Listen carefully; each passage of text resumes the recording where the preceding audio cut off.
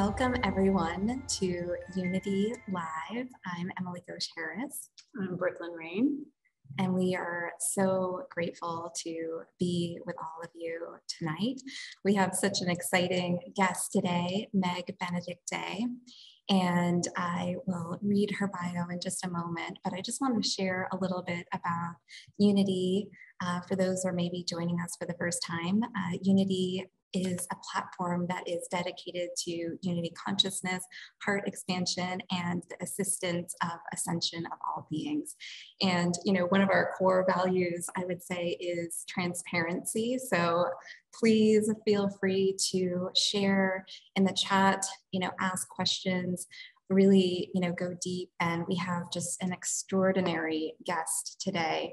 Meg Benedicte is a quantum healer, educator, new Earth Wayshower, and creator of Quantum Access Modality.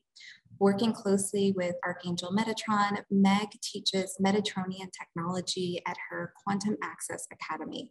Meg is an avid explorer of the ancient mystery school tradition and offers quantum access to clients, students, and global audiences to enhance soul purpose and embodiment. Meg, welcome. Thank you so much for being here. Oh, thank you for having me. It's a thrill to be here with both of you. Yeah. We're going to be talking tonight all about co-creating the new Earth, which is so exciting. We have this blank slate, which is 2022, lots of shifts of energy, and we would love to kind of dive into that and explore, some of the things that you've been sensing and feeling. But we'd love to start. You have an incredible story, and we'd love to hear more about some of the pivotal moments that led to the work that you're doing in the world. Okay, so it started almost 30 years ago. I had a spontaneous Kundalini activation in the Northridge earthquake in Los Angeles. This is January 1994. And up until that point, I had gone to UCLA. I had a corporate career in project management in the satellite industry. Okay, I was not into any of the spirituality at all. Okay, so that's how I knew something radically had changed. And so it happened in the middle of the night, and it's just like lightning shooting through, opening up your whole biocircuitry and just kind of blowing things open. And it was scary and shocking, and I was very disoriented, but it was very quick. Within days, I started having kind of like a whole new perspective of the world and my life and everything, and it was like it kind of just went right to 2012. Okay, we're going to 2012. I was like, I don't even know what this means, and we're going to start doing energy healing. I'm like, I don't even know what that is. So it was definitely a new presence, a new soul who came in and had a whole different agenda than what I was living. So it did take me quite a bit of personal work. I had to learn how to meditate. I had to start from scratch. And back in the 90s, there wasn't a whole lot of people experiencing this yet. It wasn't like I could go to a teacher who could show me how to do the ascension. It was just kind of, in a way, something that was written about and channelings perhaps coming, in 2012, which is like almost 20 years later. So I had to really just learn through trial and error and get really good at listening inside, to this soul guidance and paying attention to the visions I was getting. And so it was just baby steps, going through this. But what happened over time, it was I started getting visitations and communication from Archangel Metatron. I would not be here without his guidance and his support and love and his wisdom. And so it was probably within a couple of years, I was starting to learn about, just the acupunctural body, and the chakra. I didn't know any of this. So just trying to figure out how to clear my own chakras and work with my own energy. And so he guided me to a process, and started very simple because that was where I was at the time. And he said, imagine you're going to draw a circle with 12 points. You're going to get in it, and you're going to sit in it, and you're going to spin it. And that's where we started. And this is what led to my ability to work with what's called the Quantum Vortex, that created a reversal spin momentum to unlock from the three-dimensional time density and be able to start to access both the physical particle field and the virtual spiritual field. You know, it's like the wave and particle. I began to be able to be in both simultaneously. And then that just exploded my whole understanding of how this holographic universe operates and how we can then operate that way. And so it's been, you know, it's kind of like every year I get a little bit more understanding and experience with it. It's just keeps, I'm so curious about it, right? You know, I just want more and more. So it's always advancing. But eventually I started, first, of course, I practiced on myself, and then I had a few brave friends who let me practice on them. And then I started offering it in client sessions in 1998. And in a way, client sessions have been, in a way, my university, because then I just sit and I learn from their higher self, you know, and I get to see how this works, you know, experientially. So it's kind of backwards from where you go to school and you learn to do a trade, right? You know, and then you go out and do it. It was the opposite. I had to sit with people and trust I know what I'm doing. And it really isn't even my human doesn't know how to do any of this. You know, this is the soul that walked in who is a master of doing this. So I've learned it through experience, and just that kind of led to more and more ways that the soul wanted to share it in the world. So in 2011, I started doing gateway activations on, thank God for the internet. I could be able to do, you know, international podcasts, webcasts, and really start to kind of step into how, as a wayshower, as we're calling it, you know, this new earth, start to really create this new earth. Just a real side note, it was probably around like 2004, 2005. It felt like we were not on plan. You know, it felt like things aren't going quite, I think, is how it was supposed to go. And so I started feeling concerned. I started asking Metatron, okay, what's the deal? What's happening here?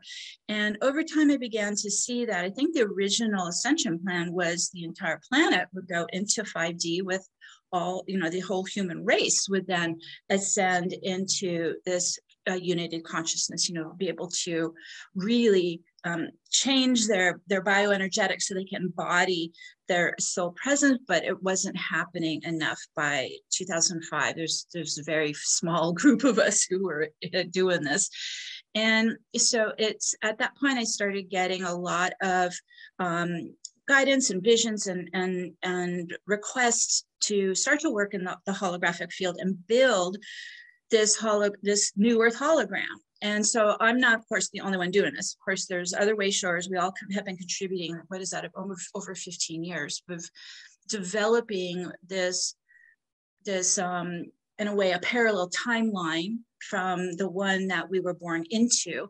And in 2008, I started a private membership and had, you know, a good 200 light workers, and we met every month, and we kept building this new earth hologram all the way to 2012 and beyond. And so that's what I'm really excited about, that it's now tangible, it's grounded. This is why I had to live at Mount Shasta for all these years, is because that's the earth, you know, it's the root chakra of the 3D grid, and to really get it grounded and rooted and secured and activated so we all could transition into it, whoever chose to move into united consciousness, go into the neuro timeline.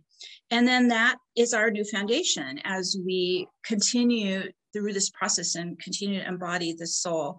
So I just see so much has happened, especially since 2012. I think that first, you know, that I was on the mountain in a snowstorm on December 21st, 2012.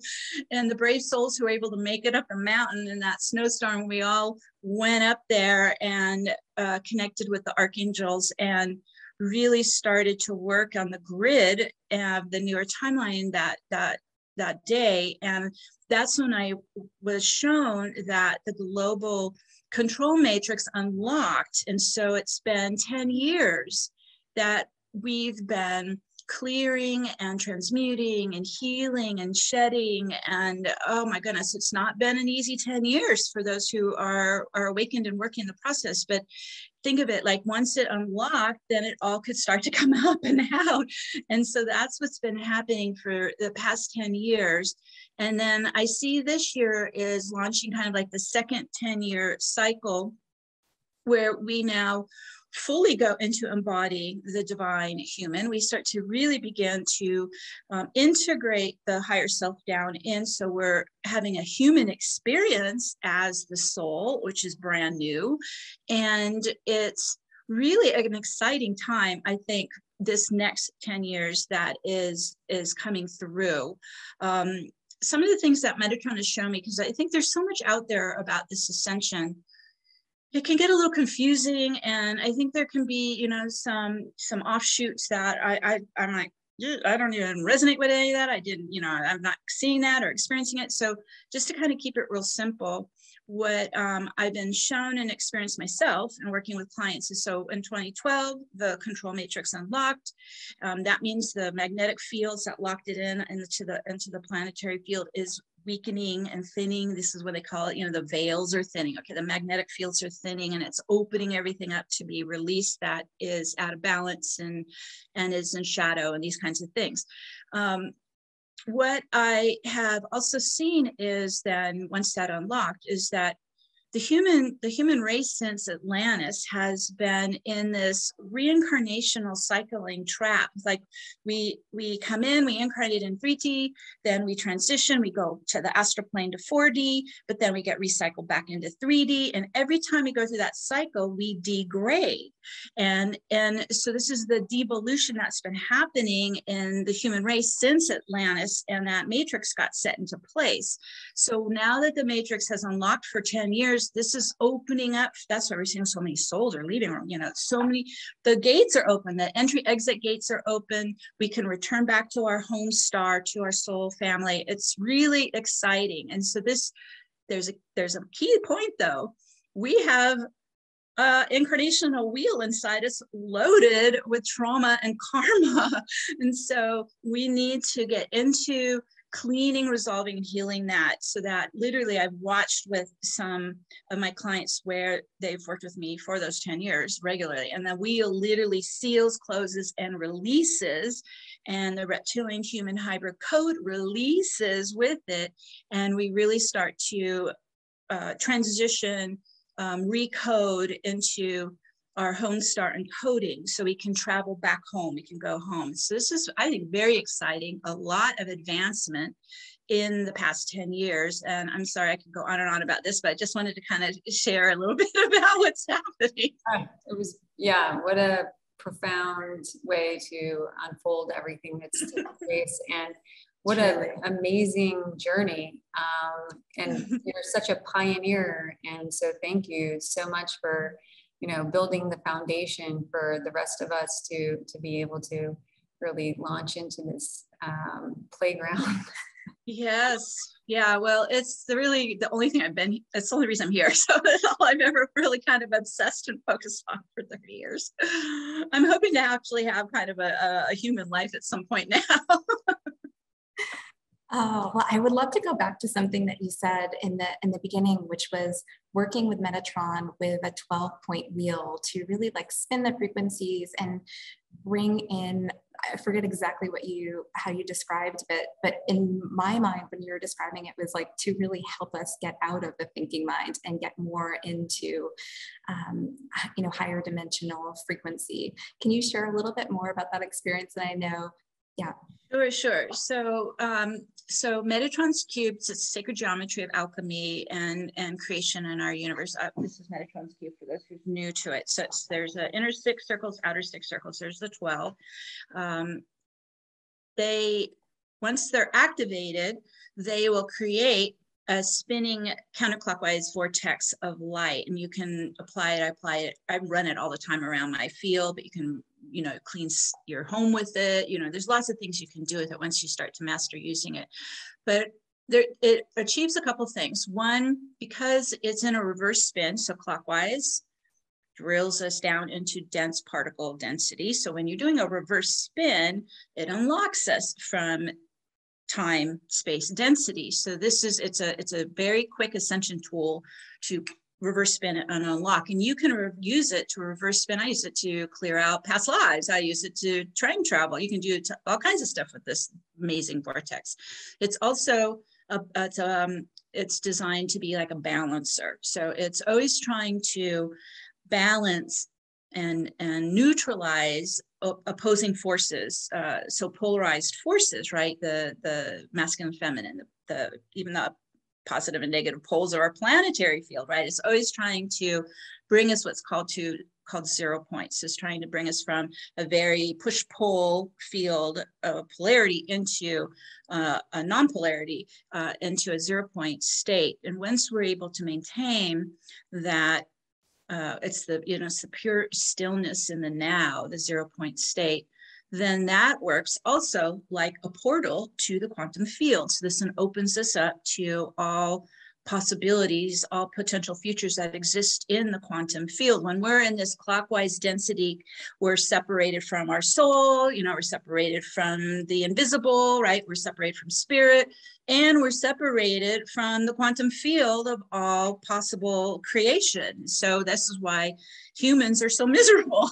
It's like we can't connect to all of that. And you probably, if you are an old soul and you have lived long, and you'd realize, wait a minute, I know there's a lot more to this than what I'm having down here on Earth. There's way more we could be doing.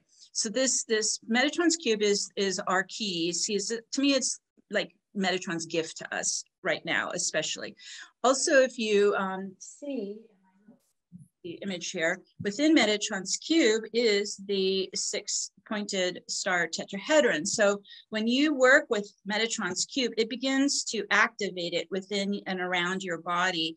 And then this starts to create what's called the Merkaba Taurus light body. And we need that active and running.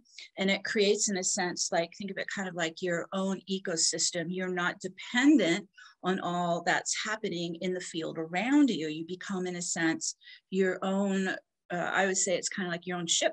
You're in your own ecosystem. And you then are a self-sustaining receiver of continual life force and abundance flowing in. You become a receiver instead of being disconnected and separated and cut off. So those are just a few of the examples of what Metatrons Cube is offering to us. It's because of the 12 points, it runs like 12 harmonics of the 12 dimensions of our universe. And so it links us up to the 12th dimensional grid influx. It opens us to the 12th dimensional universe. So it's creating like mini portals to everything, to the whole grid, the universal grid.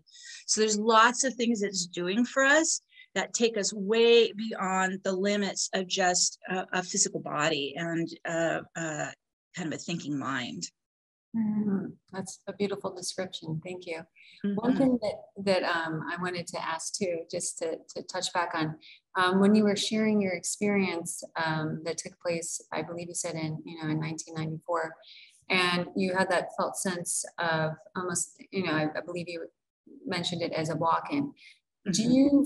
Is your feeling that it was like almost like an immediate drop-in and embodiment of your oversoul, or is your experience of it something, a completely different soul outside of the blueprint of that which you were? In my experience, it was a completely different soul. So I lived as a dual soul for 20 years. It took me that long to get her to transition. It was agreed to before the incarnation.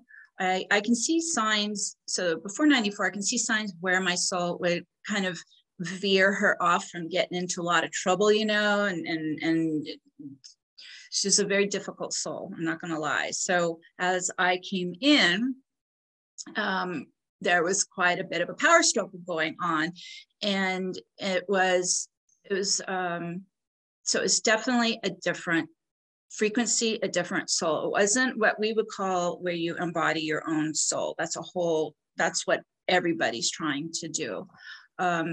The reason that some of us, I've only worked with, with thousands of light workers, or I've only had maybe 4 or 5 walk-ins. It's very rare. It's really difficult.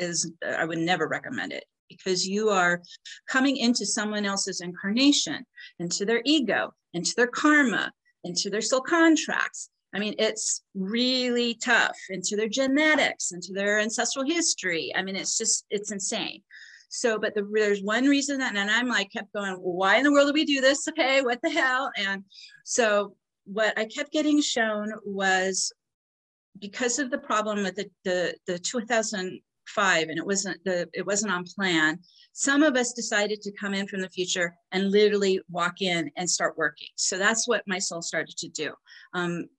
My natural state is as a guardian angel working beyond the physical. I have not been here in physical incarnations other than just a few times of walking in. So that's the only time I come in. The reason to do this is because of that controlling matrix. When you come through the birth canal, it wipes out all your memory and it shuts down your channel and it disconnects you from your soul. And so the few of us who have come in as walk-ins, we do it specifically so we can maintain the connection, not lose our memory, and be able to stop. That's why it was so fast. It was within days that I was like going to work. Okay. So it was like, you're not dealing with all of what most of the human race is dealing with, but you're dealing with the double soul stuff for a while. But I guess it serves the purpose to get in, do what you got to do. So there's a small group of walk-ins that are here, I think. Fascinating. And you mentioned sort of a period of time where you're sort of like clearing and the previous soul was leaving.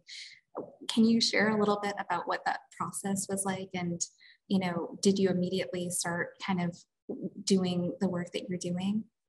Yes, I within a week I started doing energy work, and so I didn't know what I was doing. So I just had to follow intuitively. The whole time I got this other soul going, no, we're not doing that. Okay. And stop it. And so it was fighting me the whole time. She's in the corporate world. So for 10 years, I did both. I did, like 3 days in the corporate world, 3 days in healing practice, and building my healing practice in Los Angeles. So it was really, it was just like straddling the two. They are very different personalities, very different goals and behavior. And so, yeah, I think the first thing I really had to do is start to go more into my soul's observer consciousness. So kind of step out and watch. So I wasn't under the influence and control of her own thought forms and core wounding and all of that. So it's just, I had to start to kind of become, in a way, an observer of everything that was happening, watching all the signs of what was showing up, so I could identify what was all the core wounds and the family patterning, and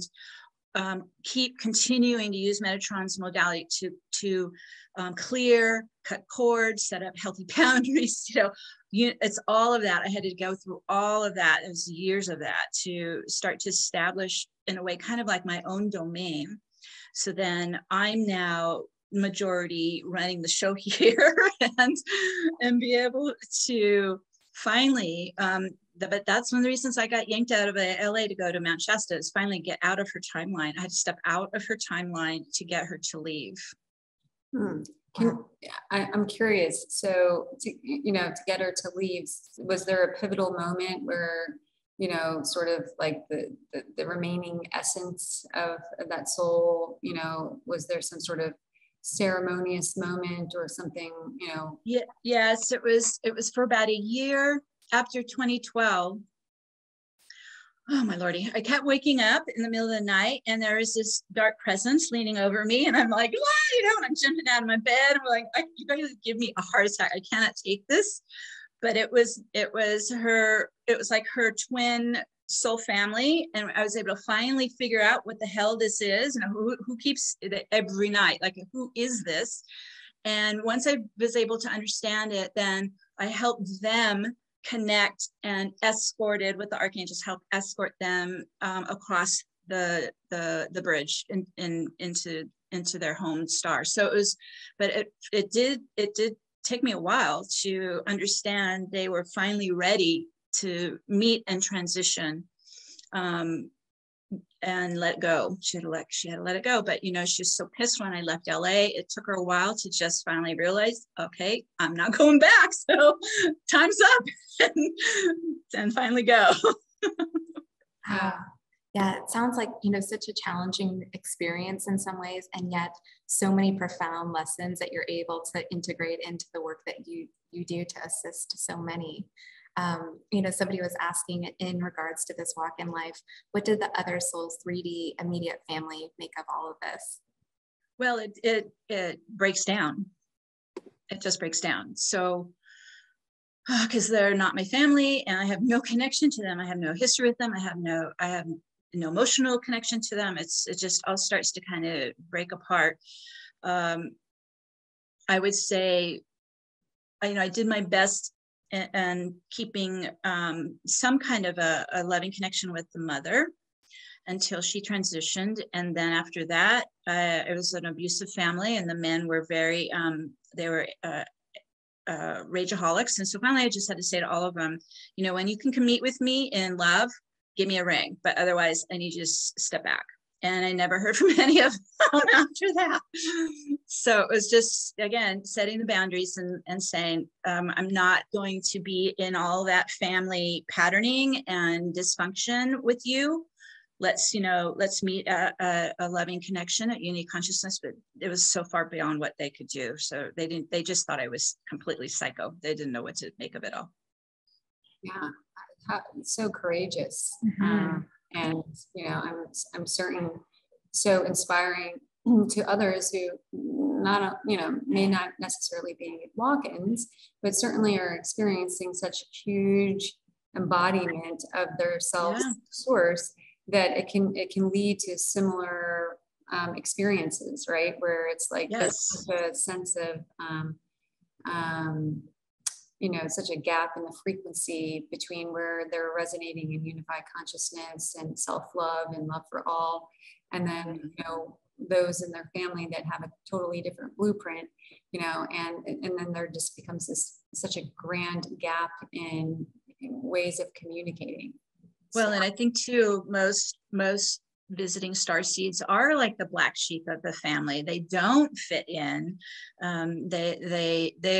Their galactic history and ancestry isn't that human family, and so there isn't you know, if you come into a family where you actually have harmony, oh my God, you are lucky, because most starseeds I know and have worked with have actually come into really challenging families. And I think there's a reason for that too, because our mission is to shift the system, right? We're system breakers, you know, we're here to collapse that abusive hierarchical system. And so many of us have come into families that have it running, so that we bring in the light, we bring in that consciousness, the higher consciousness, into those systems to help them transmute and transform. But we're not usually very popular doing that in a family that's very invested in the abuse system. So many of us are like black sheeps and have had to kind of step away and find our own path, right? You know, find our own way. Yeah, so true. So very true. We would love to hear a little bit about how you express and share soul realization. Well, I found it first when I started working on myself and working with clients. I would just tune in and read their field and go, okay, let me connect to their higher self, to their soul essence for guidance. And then I just kept finding I was getting pulled out of, the soul isn't in the body. And I'm like, okay, this isn't just one or two, like nobody's soul is in their body. And I know I wasn't in my body either. And I did for years, I just worked in subspace. I was not grounded. And so I was thinking, this is the problem. We're not here to rise in frequency and leave. We're actually here to ascend in frequency, to embody the soul. And once you begin to descend that higher self down into you, everything changes, because it's like kind of like a shift in power inside you from the the ego persona to the actual soul essence, the soul presence, right? And that's a big shift when that happens. And once you're able to start to live from, the soul in your heart, and you're seeing now through the eyes of the soul, and you're just naturally speaking the truth of the soul, this is then where your soul is becoming realized in your life. You're literally living it. You're beaming it out, you're expressing it into the world, you're creating from that essence. And then when the soul comes in, it changes also, even kind of, I found I was feeling more, just like more inner confidence and courage, and because the soul is fearless. And so it's like, okay, all the worries and anxieties my poor little human had all the time, it just gets calmer and quieter, and the soul is really quite peaceful and goes through the day just in a beautiful flow. And that was radical for me. That was a huge change for me. And then when you're in that flow, then you're more open to receiving in what the universe has been trying to send us all this time, but we were so disconnected, we couldn't even receive in all the blessings the universe is trying to send us. So it's been a much more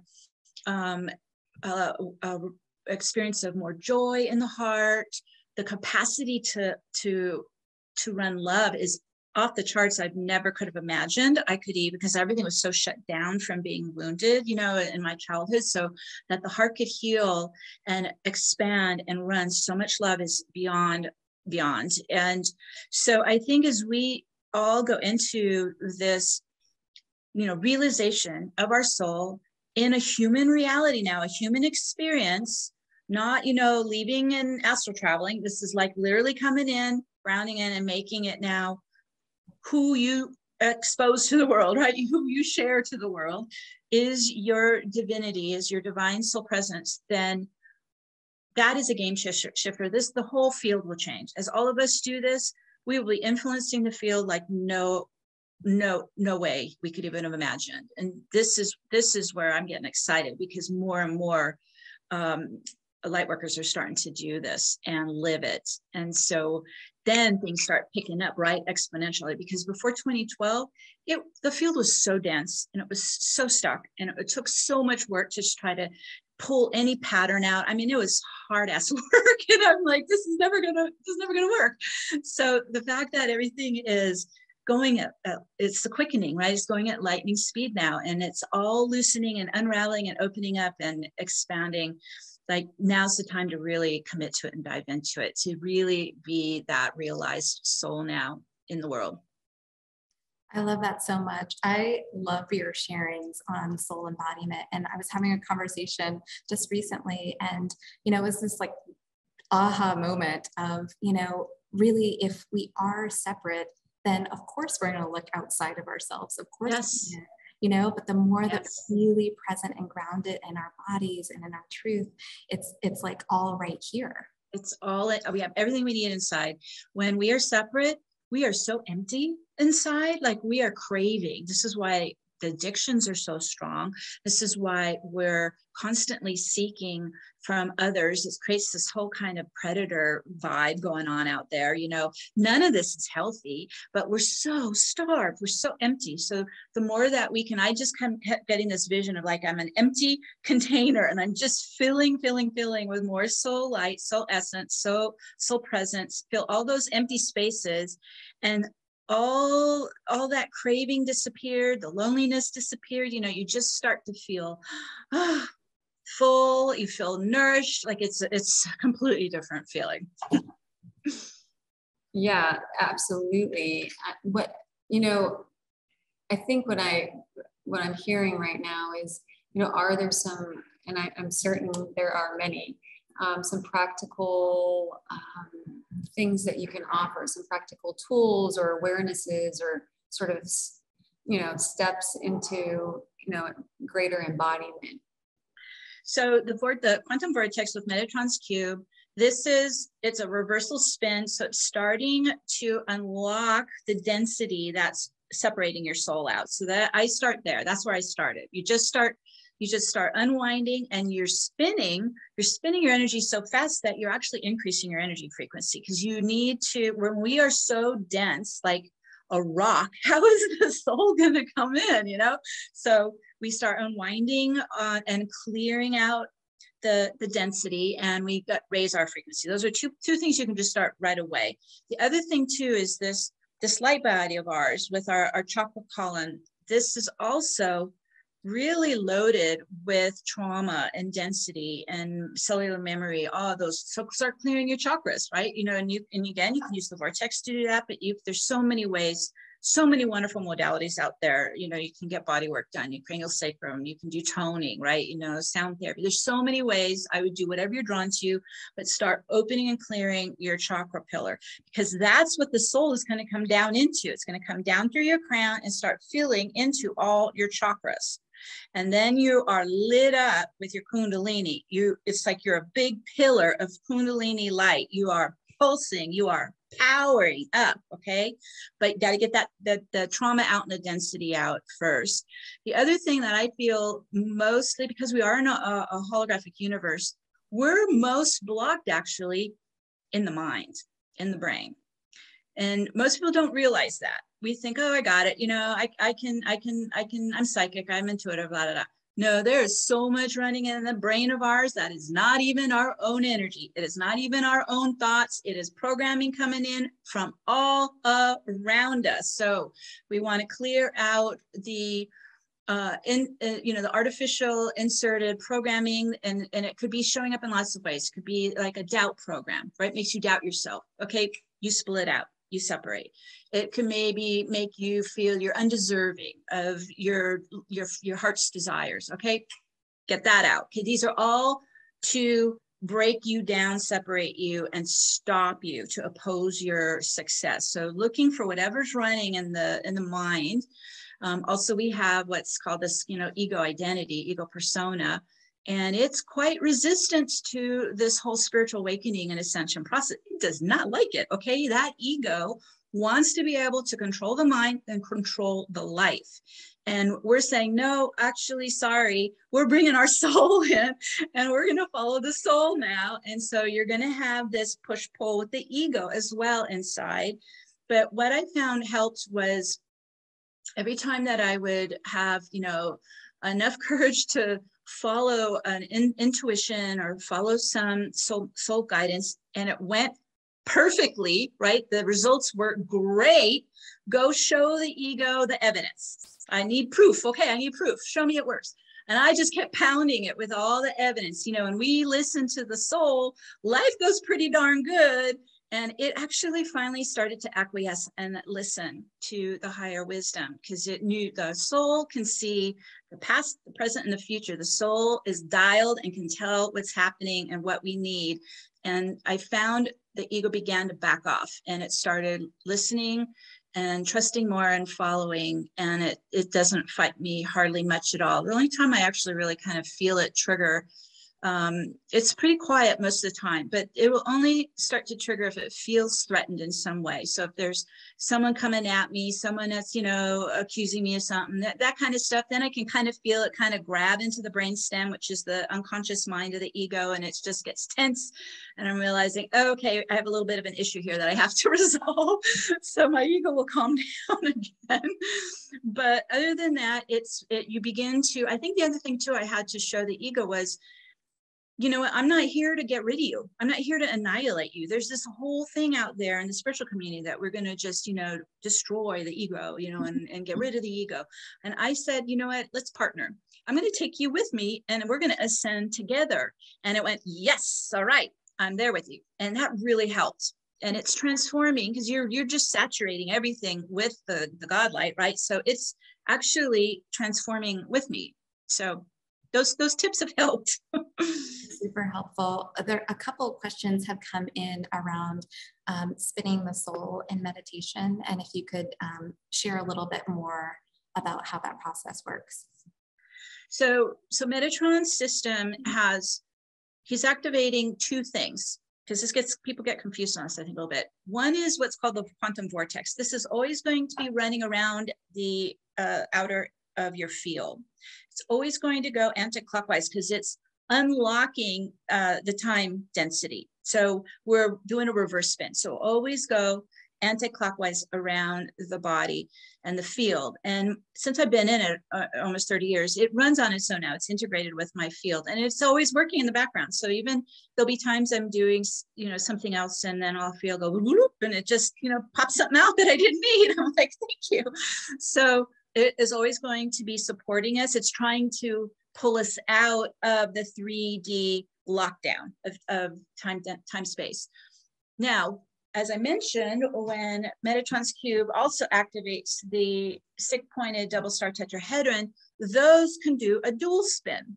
So you can have both clockwise, anti-clockwise, depending on what's happening in the moment. So it could be maybe you're pulling more of the soul down the chakra channel. So you might feel kind of a clockwise pulling in. The Merkaba is helping to embody more of the soul inside, because the Merkaba is run by the heart crystal. And so when we activate that heart crystal, that's like the engine of the Merkaba, and it's beginning to help us spin out, spin in, spin out, spin in. It's bringing energies in, it's releasing energies out. So you have those two systems running off a Metatrons Cube to help us in different ways to embody the soul. Did I answer the question? Yes, absolutely. I have a feeling there may be a question of, and this may be a perfect lead into sharing a little bit about how you're working with people, maybe one-on-one and in groups, and, could one potentially gain even greater, understanding of this technology and how it, they can expand with it through working with you and Oh, yes, sure. Yes. So I am still doing private sessions. And I also have an academy. So in the private sessions, I work with people. I'm basically guided by their higher self, whatever they need at that time. So there can be some clearing of, it could be like ancestral patterning or trauma, or it could be past life stuff we got to clear up. We get into their soul blueprint, start to activate more of their soul mission, their soul purpose. And also there can be energetic activations of their Merkaba, so there's a lot that can happen in the session. I don't, everyone's unique, so I never know what we're going to do. We're going to just follow what the higher self guides.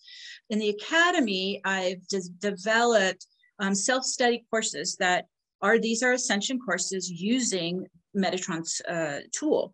So you can, they're very comprehensive, of almost 30 years of study. So there's ebooks and workbooks and, several hours of video training, and then an audio meditation you can listen to all the time. And so there's lots of information there at the academy as well to support you in your personal ascension. And then on every month, I do, as I mentioned earlier, I do these global activations. And so like coming up in February, we have this amazing 222 gateway that's coming. It's extraordinary. And it's probably, if not the most powerful gateway of this year. And so people come in from all around the world on either the webcast or the telecast, and we use the vortex to travel to the galactic center and step into the source field. And we start working on both our own personal ascension activations in that gateway. And then we also work on Gaia and her planetary ascension. And it helps people who maybe don't have a public role as an ascension leader, but they get in there and really work it. Like they get to fulfill their soul purpose, their soul mission, and they are gathering with just really very advanced wayshowers. So it's a really powerful group that I started the first one in 2011. So we've been doing it for 10 years, and we meet every month. So it's really, it's a joy to gather with everyone and work together like that. Amazing. And we will definitely share more about that in the show notes. And thank you. But for those curious, it's megbenedicte.com, and that academy is quantumaccess.newearth.central. Mm-hmm. Yeah, the academy, take a look at it. There's lots. I'm working this year. I've got probably another half a dozen courses I'm working. They're all in the kitty, and we'll be published this year as well. Ways to clear your energy field, you know, ways to open up and activate your communication with your higher self. You have to get that higher self connection. How else are you going to, I mean, I couldn't have done any of this without being able to communicate with my higher self. So there's certain things that really just need to be focused on and get up and running. And then you'll be able to really accelerate your embodiment. Awesome. So exciting. Love that. And we wanted to dive in and kind of explore, you know, co-creating the new Earth, what that looks like with all of us kind of sharing our own unique soul essence and gifts. And I feel as though many, you know, myself included, are kind of at varying points of, you know, sharing our light and, you know, and maybe wondering like what more you know, can be done to kind of step into a role of sharing and assisting and, you know, what that might look like. Well, the new Earth is a feeling field. It's a heart field. It's not a mental field. That's what we're leaving, actually, is a dominant mental field. And we're moving into a 5D field of unity consciousness. And so doing heart healing, I had to do, boy, my whole chest was locked down. You know, you had to really do your heart healing and open that up and get the soul in the heart so that you are feeling your own authentic energy, you know, your own essence. And then that gets into the magnetic fields wrapped around the chakras. And then you start really building soul magnetism. This is when you're drawing in what matches you, supports your purpose, your blueprint. And then as all of us start to move into that phase, we're operating now from our own soul, heart center, and our own magnetism. We are creating this new Earth timeline together. And it is a field where there is no opposing force of polarity anymore. So it is the particle wave field in unity consciousness, right? So it's like both are able to coexist in harmony. All the energies can coexist. We're moving away from like a pyramid hierarchical masculine system into a circular feminine system of collaboration. This is very different. We're all having to learn a whole new operating system, and nobody is the boss, okay? You know, and that would even include gurus or spiritual teachers, all right? Nobody's the boss. We all are here on this path together. And also what I find, the more that I'm in this field, oh my goodness, it's like the colors are brighter, you know, and it's crystalline shimmering colors and everything's vibrating stronger. It's a very vital field. The other field is dying. So, and you can feel it, just kind of starting to feel pretty heavy and flat and dead, you know, and so this new timeline is what's supporting us with inner vitality and a sense of peace and harmony we haven't had in a polarized field. So those are some of the things I've noticed. I also find I'm not as mental, you know, I'm not always analyzing everything anymore. I'm more just kind of this receiver and receiving in the knowledge. So you don't have to kind of, you know, effort to figure it out. You just call it in and receive in what you need to do, what you need to start, what you need to focus on. It's a very different way of, it's definitely more sensory, isn't it? It's very much less mental. Yeah, it really is. And, you know, I feel like one of the grandest gifts of choosing to really, you know, zero in on that and be present with it is freedom.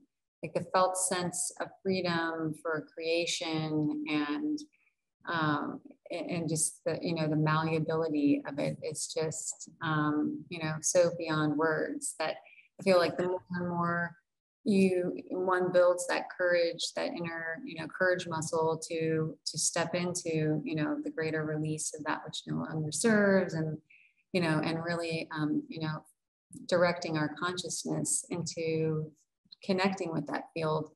There's really no turning back. I mean, you know, it's really, it's so palpable. And Emily and I were just discussing right beforehand. She was sharing a little bit about just recent days. And I feel like as we've moved into this big gateway of, you know, 2022, and to your point, you know, this is just amplifying and amplifying, you know, more and more. everything that's not in the flow of that, you know, and it's of course unique for each and every one of us according to our blueprint. It's so obvious. Cumbersome. Yeah. It's uncomfortable. And you talk about this too, as like the pushing and the forcing, and you know, it's like you can just feel that so palpably. And it is attuning to that feeling and the feeling of your sharing of like when you feel just this heart expansion and you feel in the flow, and that is so magnetizing. It's so magnetizing, and it is kind of addicting, right? You want more, you just want to keep going with it. And I think the sense of freedom that you were mentioning is because you're no longer in this control matrix program anymore, right? You begin to realize, to the point where once I was able to access all the potential in the quantum field, it was overwhelming, because I was like, oh my God, where do I start? I don't even know, you know, it's like you go from having nothing to then you're opening it up, and it's that freedom it's like, oh my God, I don't even know how to live in this freedom. I don't even, you know, so it took a bit of an adjustment. I think because there's so much available, I realized I have to just now really dial into what is just my unique soul frequency and what matches that, because there's infinite here, you know. So again, the more that you embody your soul, you start to get to know what your soul feels like, what your energy is, what your frequency feels like. You become familiar with what is yours, you know, what matches you. And then that helps you lock on to just what you need and not all the distractions out there. You know, you just kind of hone right in just to what is my soul frequency. And I'm going to just follow that. I encourage my clients, I go, just follow the breadcrumbs of your blueprint. Okay, you cannot go wrong and you can't go off path. Just follow what is your frequency. Yeah, that is really such a helpful and profound tool, is, you know, following that true north. Like, okay, what is my, you know, spiritual manifesto that is unique to myself? And does this feel, when I bring this in, does it feel like that still remains, you know, in equilibrium, or, you know, or not, right? Right. The good news is, you know, that level of resistance and, you know, the palpability of that which is not in resonance with that heart field it's a gift, because it's, whereas in the past, you know, it was a little bit more challenging maybe to discern. You know, now it's like right there in your face. It's like, okay, you know, you have to. The contrast is really strong now, huh? You don't miss it. You know, you're like, oh, whoa, I can't avoid it. The contrast is so strong. Yes. Yeah. And I think there's this discernment thing is it's a little tricky, because if you haven't cleared your trauma, you haven't cleared out your own density. I see a lot of light workers say, well, I just follow what I feel. But if you haven't cleared out your trauma, you're just actually following your trauma. So you need to do the healing work, you know, however whatever you're drawn to do it, because you want just the soul in there that you're tuning into and feeling, and then discerning this, okay, this matches. Yeah, that is so very true. I know that we have a question, and maybe we can touch on that, because they're, yeah, we have a couple more questions that have come in. And, you know, this is really around kind of exploring dimensions and how to explain moving from 3D to 5D. And perhaps if you have any metaphors or examples of explaining that with, you know, maybe perhaps somebody that doesn't have as much of a familiarity with that languaging. Well, what I've experienced, all right, 3D is just the 3 dimensions, you know, height, width, depth, right? It's just the physical dimension. 4D is the astral plane around the physical. So it's the non-physical dimension, 4th dimension, but it is still out of a lower vibration. So think of it kind of like around the physical. So what's in the 4th dimension, the astral plane, is your emotional body and your mental body. All right. And all kinds of entities. Okay. That 4th dimension is loaded with stuff we don't even want to see. So this is why we're not stopping at 4. This is why we're continuing to ascend into the 5th dimensional experience. And people think it's, oh, I'm going to like another planet, or again, they're still thinking through their physical mind. No, this is an additional dimensional experience. So we've got height, width, depth, emotional, mental, astral, and then heart, unity consciousness. So we're just expanding. This is why everyone's saying spin faster, go higher, so that you start to access the higher dimensional experience. We can go farther. There's 12 dimensions in this universe. It's been proven by string theory. So there's way more we could go. But I think Gaia is going to 5D. We can go beyond 5D. Don't think that you're limited there. When we start embodying the soul, we're way beyond 5D, you guys, okay? So just know you are moving into an additional dimensional experience that's heart-centered, and it's a feeling state, and it's non-polarized. So it's in a harmonious field of wave particle. I don't know if that helps, but that's how I experience it. Mm-hmm. Yeah, well, one thing I feel like I might be hearing coming through is, you know, a lot of times, you know, and from our own experience, I think it's one of those things that it just comes, you know, with the flow of that embodiment, right, of higher self and oversoul. But for a lot of people, they're really trying to wrap their heart around, right, because their head can't, as we know, around what is the quantum field? Like when we refer to like the holographic universe, like, can you kind of maybe assist in giving some foundational expression of what that means?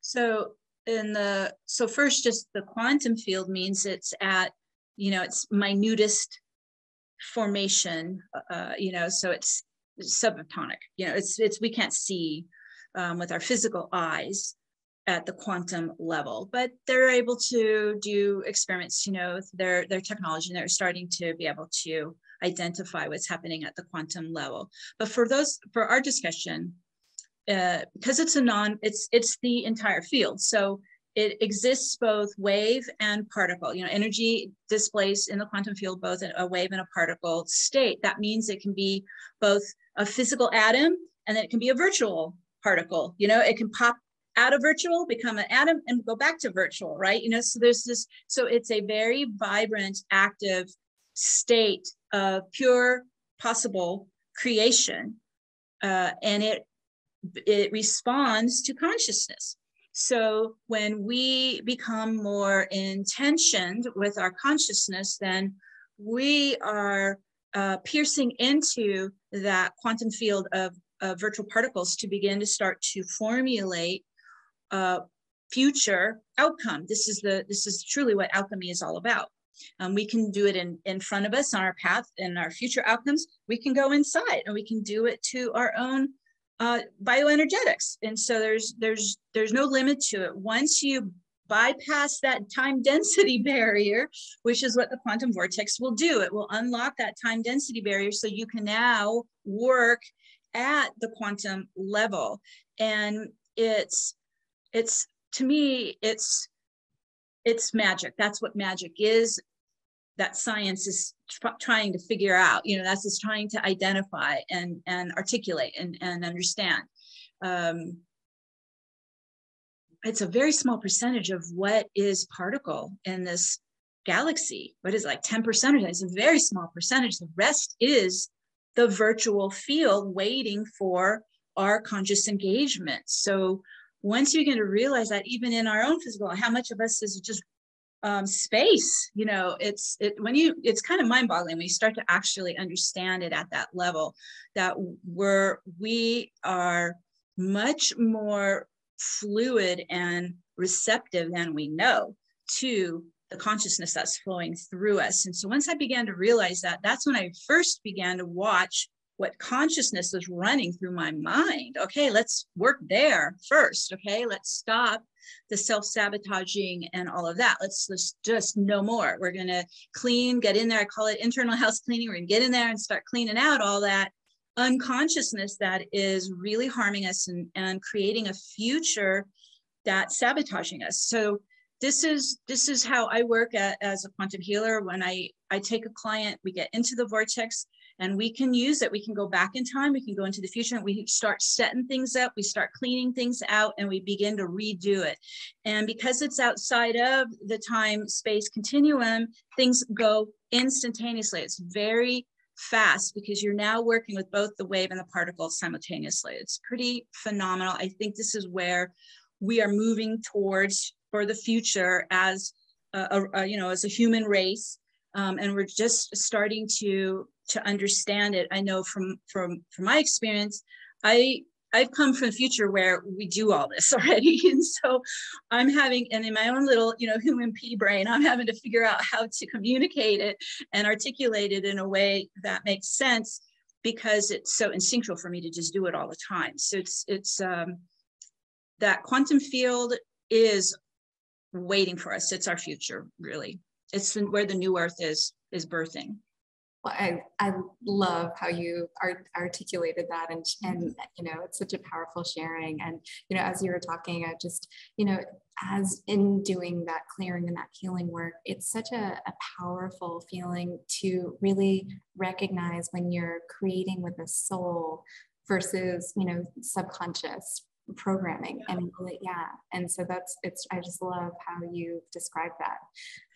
Well, even the vortex is designed that it won't respond to the ego. So it's only going to it's coded to operate at very high octave frequency of consciousness. So it will only respond to this higher self, to the soul's instructions and intentions. Thank God, that it put kind of a fail-safe measure in there that we couldn't misuse it. Oh God, the human condition. I know, it's an interesting game that we're participating in here. Do you feel like you might have time for just a few more questions? Sure. Okay. Sure. So one question came in, do you ever feel into a choice and notice that there's both positive and negative to each choice path? And if so, how do you resolve that?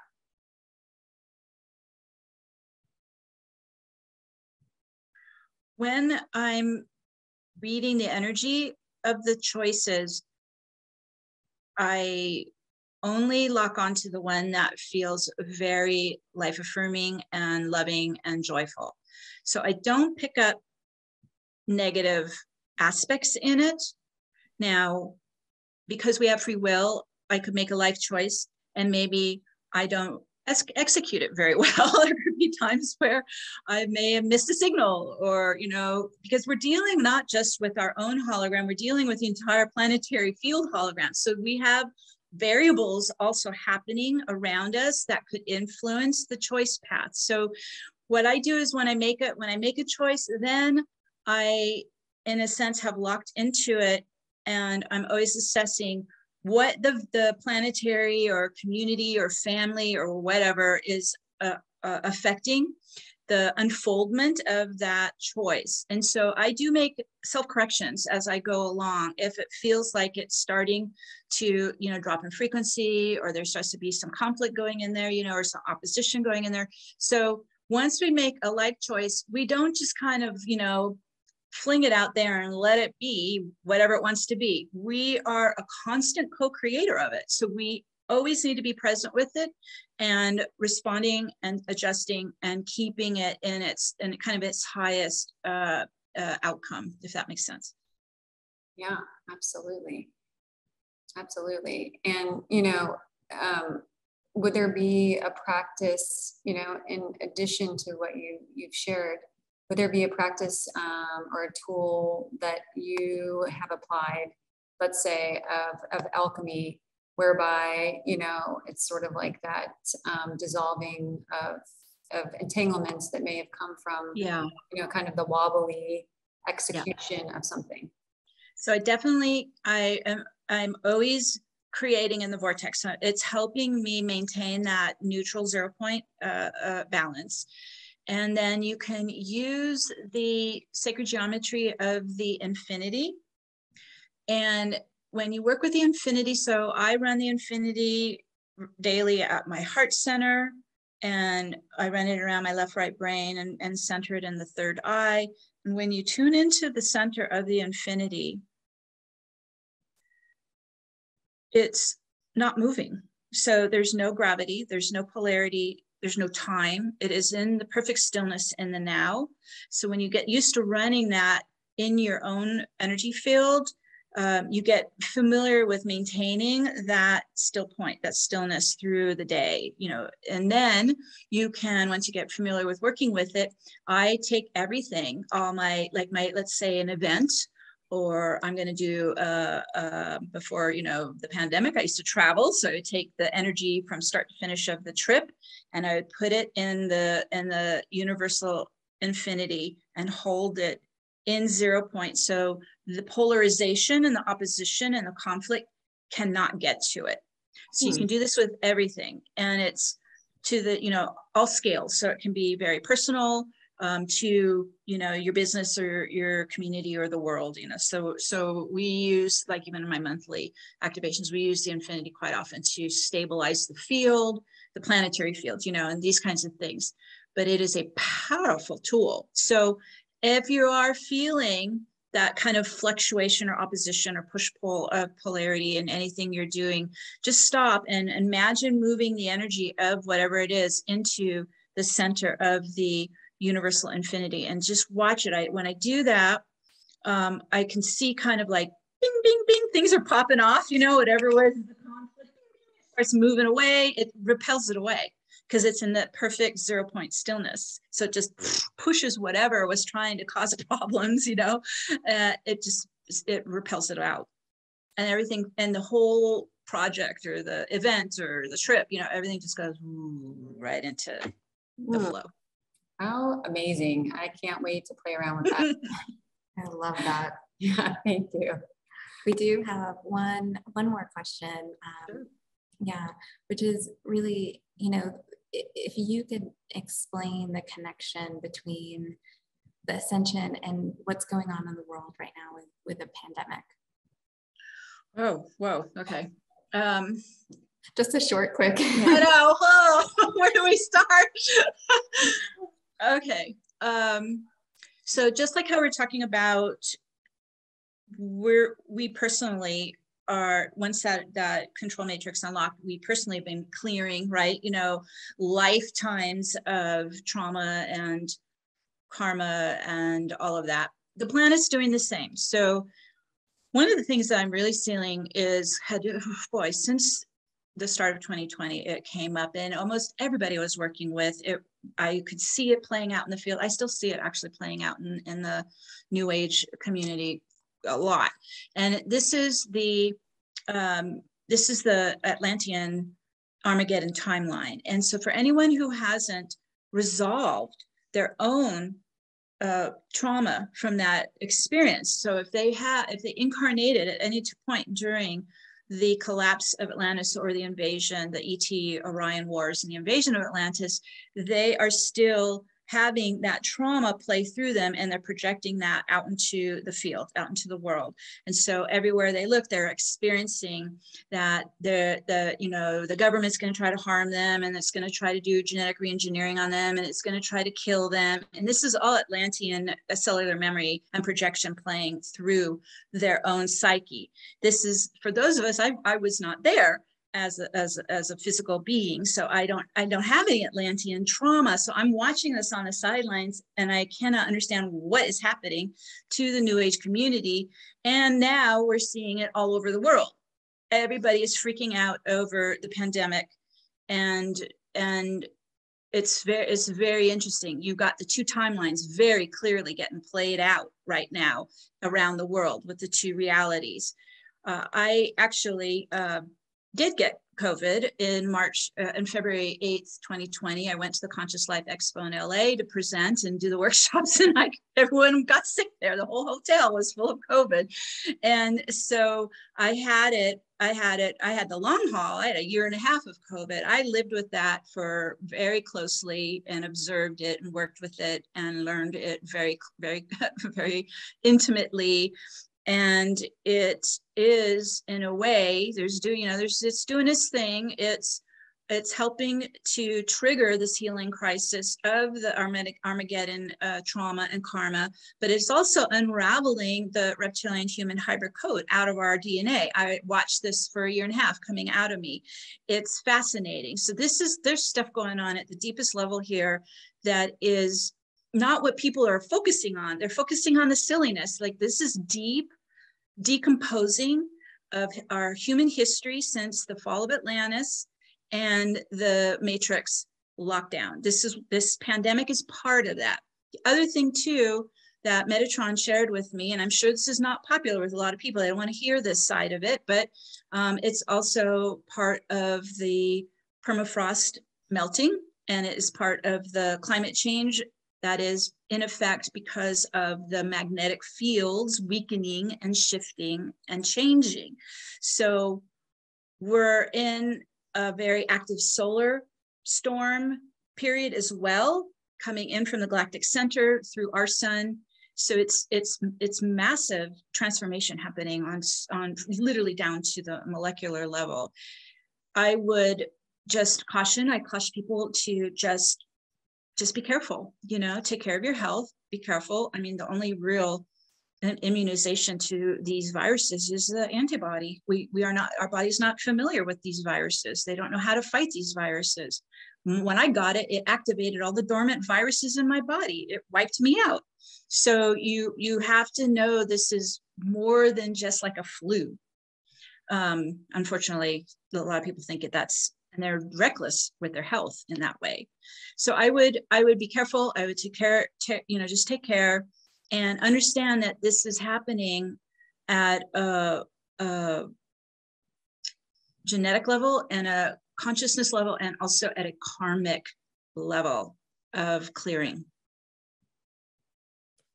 Yeah, I think, and with what you're sharing, I feel as though, the change and transformation that has taken place during this time, and, the ability to go within. I've heard a lot of people compare 2020 with the 2012 timeline in terms of just an accelerated ascension period.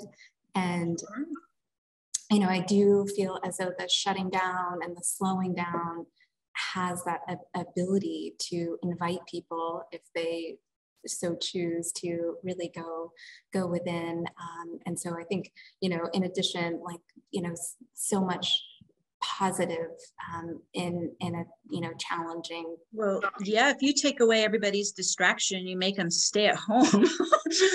They kind of are simmering in their own stuff, right? And you can't run from it, you can't hide from it, and it's like in your face. And so it did create kind of a healing crisis for the world. It really did. How you chose to deal with that is up to you. I mean, the stats are not encouraging. The alcohol sale went skyrocketing during the pandemic. So you just think, well, you had it, the universe gave you a real great opportunity to work your stuff there. And I'm hoping you did, because it's going to be relentless. It's not going to go away. It's not giving up. This is a complete, think of it like a decomposition, so we can rebirth and regenerate our own home star soul body template.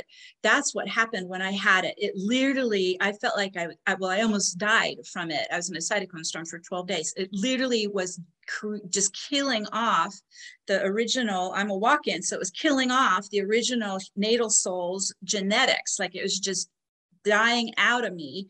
I couldn't barely move for a year and a half. So I'd literally get out of bed and go to the couch and lie down. like, okay, what am I doing? I can't move.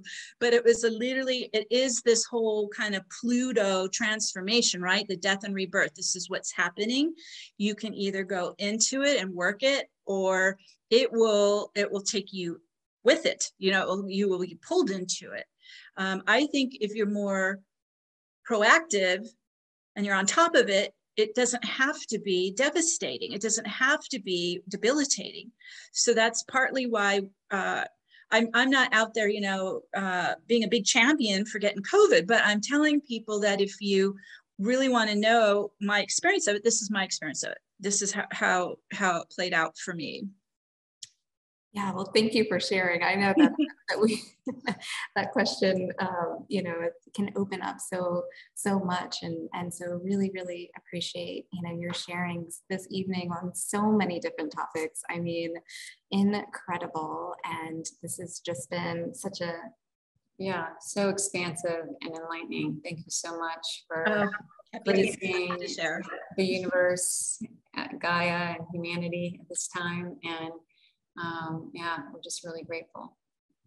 Thank you for having me on the show. And it's always wonderful to be able to connect and harmonize with other souls who understand what I'm talking about, who are on the same wavelength. It's just a real joy. I'm so grateful for you and for everyone listening. So much love. We'll see you all next time. Thank you.